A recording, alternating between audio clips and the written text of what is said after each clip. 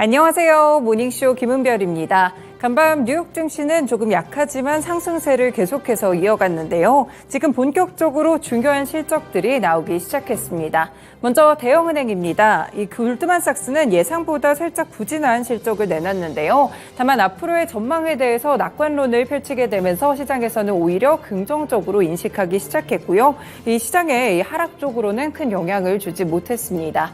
그리고 지역은행들에 대한 우려감들도 커지는 가운데 일부 지역은행들의 실적 발표도 있었는데 예상을 깨고 후실적이 나오게 되면서 금융에 대한 리스크도 잦아드는 분위기였습니다. 네, 그것보다 가장 중요했던 실적들 두 가지가 있겠죠. 바로 테슬라와 넷플릭스의 실적이었는데요. 테슬라는 후실적을 냈고 넷플릭스는 매출만 시장 예상치를 하회했습니다. 네, 이렇게 실적들만 체크를 해보시더라도 시장이 하락할 수 있는 그 이유를 찾기가 쉽지 않은 상황인데요. 구체적으로 어떤 신호들을 참고해 봐야 될지 모닝쇼 오늘도 뉴스 먼저 보면서 출발하겠습니다.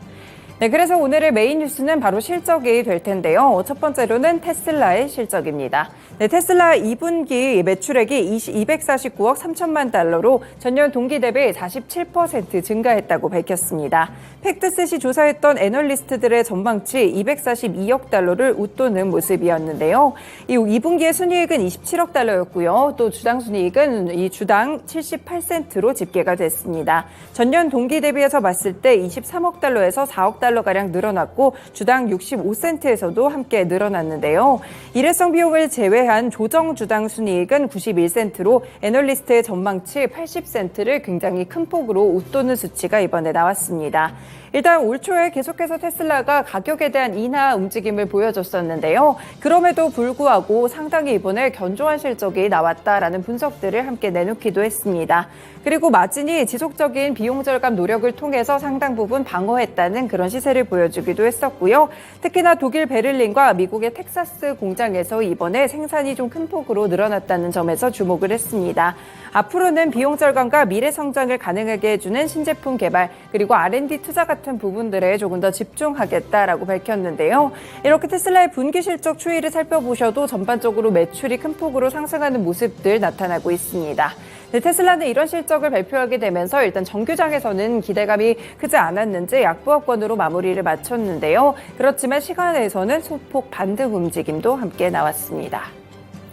네, 두 번째로는 넷플릭스 실적 보시겠습니다. 네, 2분기에 실적 발표가 나왔는데요. 일단 수익과 구독자 수 측면에서 봤을 때는 예상치를 상회하는 실적이 나왔습니다. 주당 이익은 예상치인 2.86달러를 훨씬 더 높게 상회하면서 3.29달러를 기록했는데요. 암호 공유 단속을 시작했는데 이 효과가 질적인 실적 성장으로 이어지는 분위기였습니다. 다만 시장의 초점은 매출에 있다는 점을 살펴보셔야 될 것 같은데요. 이 매출은 지난해 같은 기간에 79억 7천만 달러 대비 3% 증가한 82억 달러를 기록했습니다. 시장 예상치는 83억 달러였는데 이를 소폭으로 하회하는 움직임을 보였고 결국에는 실적에 대한 실망감으로 살짝 이어지는 모습이었는데요. 순이익은 오히려 14억 9천만 달러로 전년 대비했을 때 5천만 달러 이상 증가하는 모습을 보여주기도 했습니다.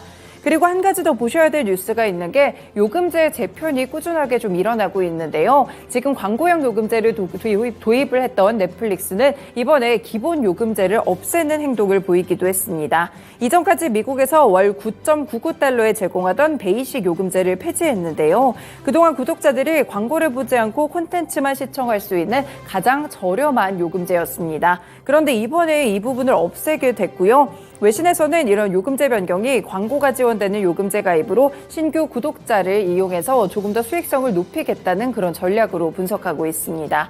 네, 넷플릭스 그래서 오늘장 살펴보시면요. 시간외에서 5%가량 하락 움직임을 기록하기도 했었는데요. 계속해서 아직까지는 하락 압력에서 벗어나고 있지 못하는 점 참고해 보셔야겠습니다. 네, 마지막으로는 영국 쪽으로 가서 물가 수치 보겠습니다. 네, 영국의 6월 CPI가 전문가들의 예상을 깨고 5개월 만에 처음으로 둔화했습니다. 영국의 통계청은 6월 CPI 상승률이 전년 동월 대비 7.9% 상승했다고 밝혔는데요. 전문가들은 8.7% 정도 오를 것이라고 봤는데 이보다 훨씬 더 아래쪽 0.8%포인트나 낮은 수치가 발표되면서 시장에는 긍정적인 재료로 작용을 했습니다. 지난 3월 이후에 5개월 만에 처음으로 둔화가 됐고요. 이 변동성이 조금 큰 에너지라든지 식품 가격을 제외한 근원 CPI의 경우에는 전년 동월 대비 6.9% 상승했습니다. 확실히 여전히 높은 수준이긴 하지만 그래도 31년 만에 최고치였던 전달 7.1%보다는 낮아졌다는 점에서 긍정적인 재료였고요. 다만 여전히 영란은행의 물가 안정 목표치가 2%라는 점은 눈여겨보셔야겠습니다. 아직까지는 괴리감이 5% 이상 나타나고 있기 때문에 이렇게 둔화하는 수치에도 불구하고 긴축 기조를 유지할 것이라는 전망들이 더 크게 나오고 있습니다. 네, 오늘도 이렇게 뉴스 먼저 함께 체크해드렸습니다. 모닝쇼 본격적으로 출발합니다.